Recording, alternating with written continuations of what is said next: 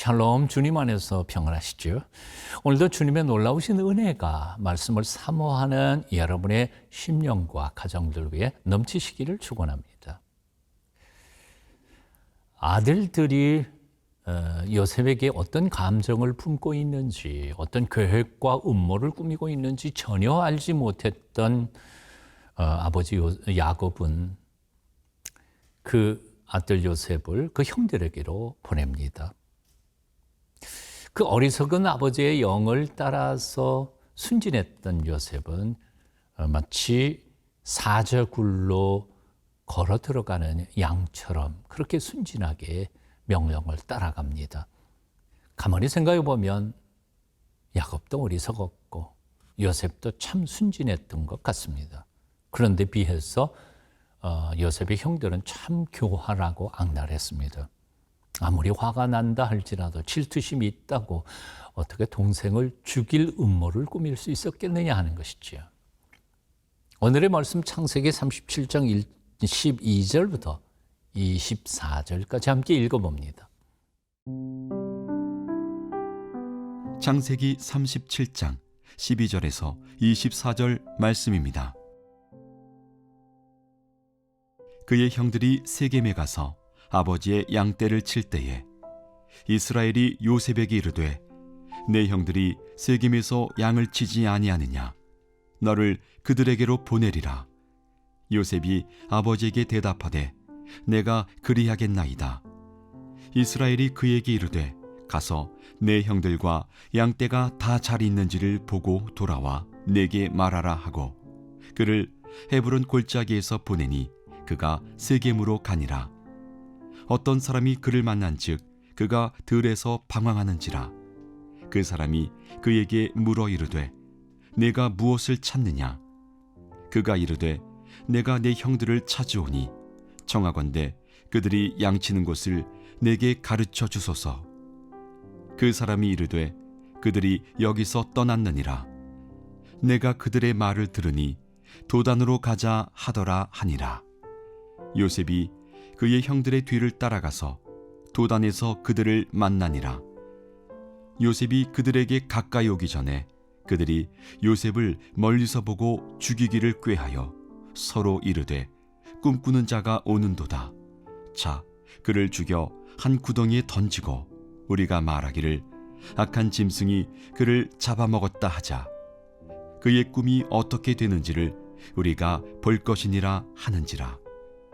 루벤이 듣고 요셉을 그들의 손에서 구원하려 하여 이르되 우리가 그의 생명은 해치지 말자. 루벤이 또 그들에게 이르되 피를 흘리지 말라.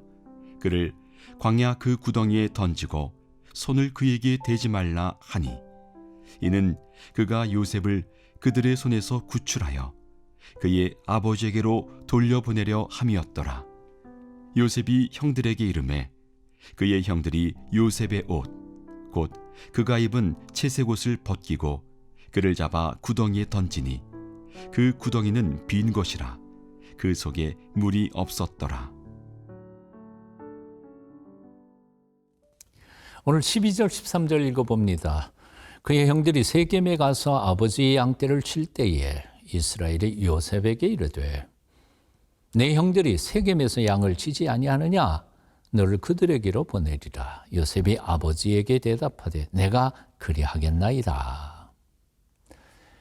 야곱이 세겜에 있는 형들에게로 요셉을 보냅니다. 요셉은 두말할 것 없이 순종합니다. 내가 그리하겠나이다. 하지만 그렇게 요셉이 세겜에 가봤지만 형들은 없었습니다. 도단으로 갔다는 말을 듣고 다시 도단으로 형제들을 찾아서 쫓아갔습니다.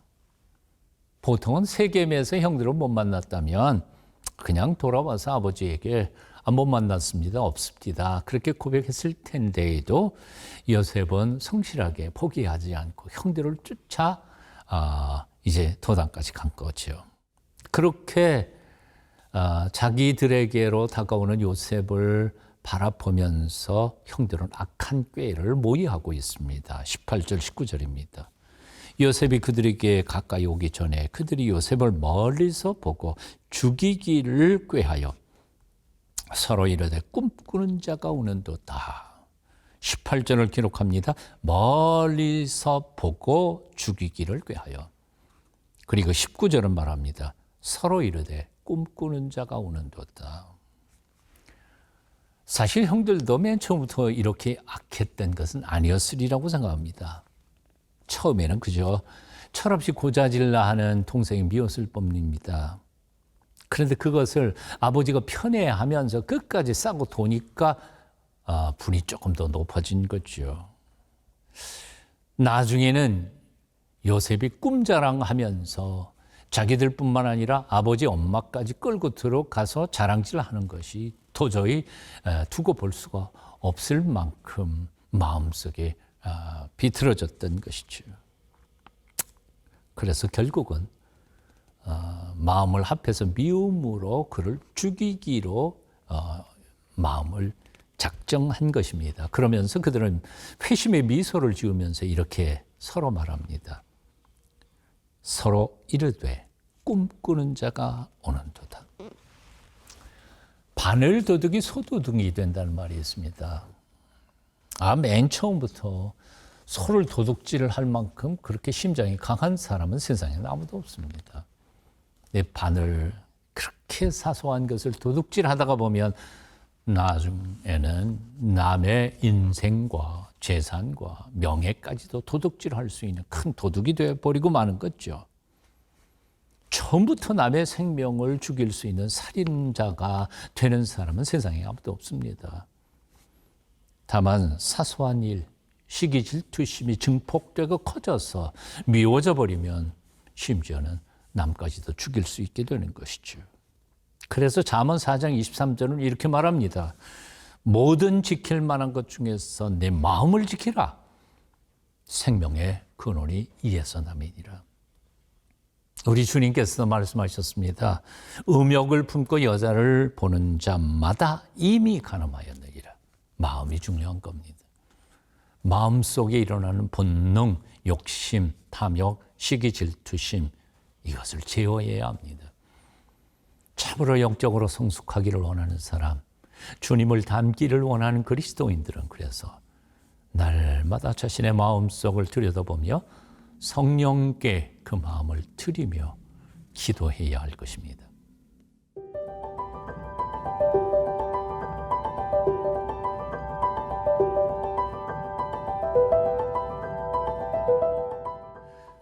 동생이 미워 죽겠던 그 형들은 마침내 요셉을 그 잘난 척하는 동생을 죽이기로 작정합니다. 그를 죽여 구덩이에 던지고는 아버지에게 거짓말하기로 합의를 했습니다. 악한 짐승이 그를 잡아 먹었다고 하자고 말입니다. 19절 20절입니다. 함께 읽어봅니다. 서로 이르되 꿈꾸는 자가 오는도다.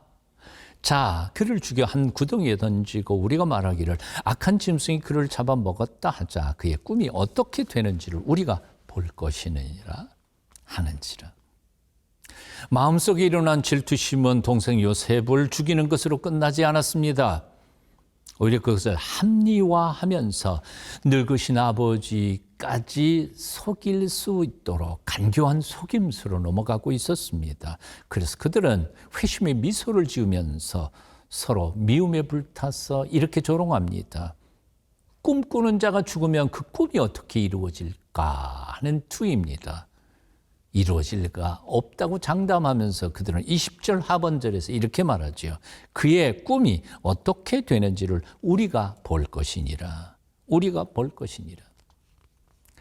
하지만 그 속에서도 차마 요셉을 죽일 수 없었던 맏아들 루벤은 말리면서 말합니다. 21절 22절입니다. 루벤이 듣고 요셉을 그들의 손에서 구원하려 하여 이르되 우리가 그의 생명은 해치지 말자. 루벤이 또 그들에게 이르되 피를 흘리지 말라. 그를 광야 그 구덩이에 던지고 손을 그에게 대지 말라 하니 이는 그 이유는 그가 요셉을 그들의 손에서 구출하여 그의 아버지에게로 돌려보내려 함이었더라.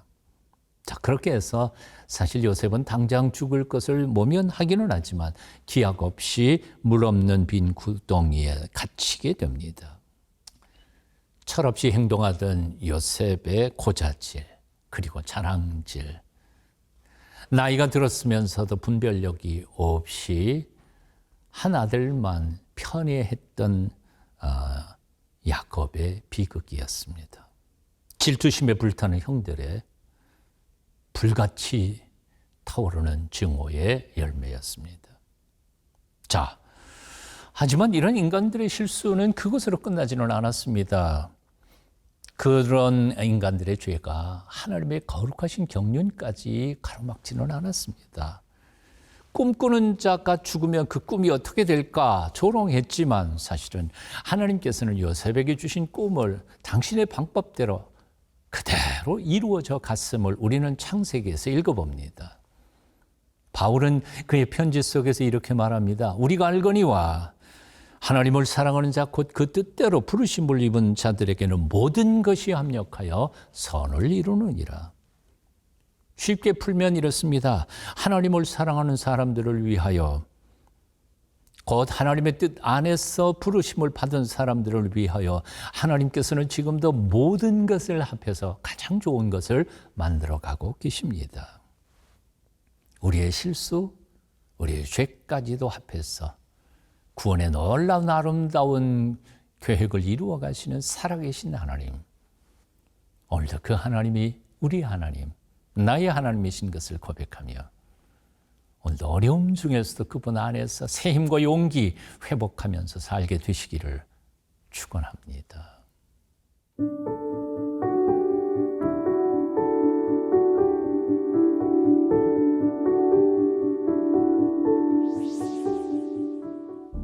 모든 것 합해서 가장 좋은 것 만들어 가시는 전능하신 하나님, 우리의 실수, 우리의 실패, 우리의 좌절까지도 심지어는 우리의 죄악까지도 합해서 선한 구원의 역사를 이루어 가시는 하나님, 오늘도 주님만 바라봅니다. 우리를 붙잡아 주시옵소서. 예수님 이름으로 기도합니다. 아멘.